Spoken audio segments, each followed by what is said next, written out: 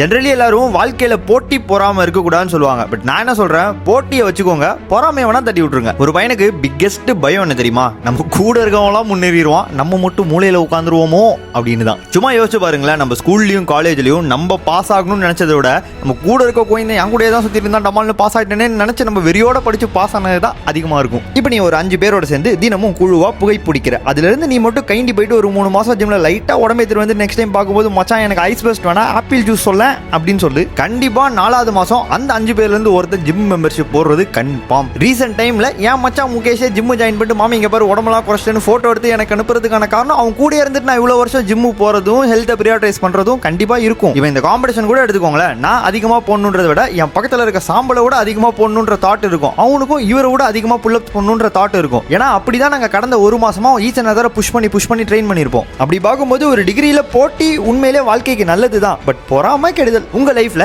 யார் யாரெல்லாம் ஒரு ஹெல்தியான போட்டியா நீங்க கன்சிடர் பண்ணீங்களோ, ஃபிட்னஸ்ல மட்டும் இல்ல, ஃபினான்ஷியலா இருக்கட்டும், கரியரா இருக்கட்டும், அவங்களை கீழே டேக் பண்ணி மச்சான் I am coming for you அப்படின்னு சொல்லுங்க. அப்படி உங்களுக்கு போட்டி போடுற மாதிரி யாருமே இல்லை அப்படின்னா அந்த மாதிரி ஆட்களை கூடிய சீக்கிரம் உங்கள் சர்க்கிளில் ஆட் பண்ணிக்கோங்க. நான் பாட்டுக்கு பிறந்தேன், நான் பாட்டுக்கு வளர்ந்தேன், எனக்கு ஜெயிக்கவும் வேணாம் தூக்கவும் வேணாம், நியூட்ரலாக இருக்கிறது ஒருத்தனை புஷ் பண்ணி முன்னாடி போக வைக்காதுன்னு நான் நினைக்கிறேன். உங்களுக்கு ஏதாவது மாற்று கருத்து இருந்தாலும் சொல்லலாம்.